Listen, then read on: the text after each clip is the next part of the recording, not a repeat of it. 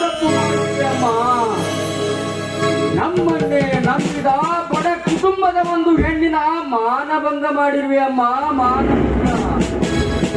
ಅಮ್ಮ, ನಾ ಮಾಡಿದ ಘಟನೆಗೆ ಆ ಹೆಣ್ಣು ಆತ್ಮಹತ್ಯೆ ಮಾಡಿಕೊಂಡಳಮ್ಮ. ಅಮ್ಮ, ಈ ವಿಷಯ ನಮ್ಮಿಬ್ಬರಿಗೆ ಬಿಟ್ಟು ಮತ್ತಾರಿಗೂ ಗೊತ್ತಿಲ್ಲಮ್ಮ.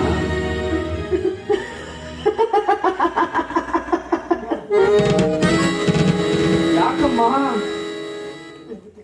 ಯಾಕೂ ಇಲ್ಲಪ್ಪ.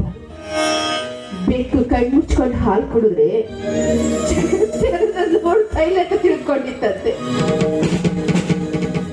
ಅಮ್ಮ, ಈ ವಿಷಯ ನಿಮಗೆ ಮುಂಚಿತವಾಗಿಯೇ ಗೊತ್ತಿತ್ತಾ? ಚಿಚ್ಚಿ ಇಲ್ಲಪ್ಪ, ಈಗ ತಾನೆ ನೀನೇ ಹೇಳಿದಲ್ಲ. ಹೌದು ನೋಡಮ್ಮ, ನಾನು ಮಾಡಿದ ತಪ್ಪು ಮುಂದೆ ಯಾವತ್ತೂ ಮಾಡಲಾರಮ್ಮ. ಅಮ್ಮ, ನನ್ನ ಜೀವನದಲ್ಲಿ ಬರುವ ನನ್ನ ಹೆಂಡತಿಯನ್ನು ಬಿಟ್ಟರೆ ಉಳಿದವರ ಎಲ್ಲರನ್ನೂ ನನ್ನ ಅಕ್ಕ ತಂಗಿಯರೆಂದು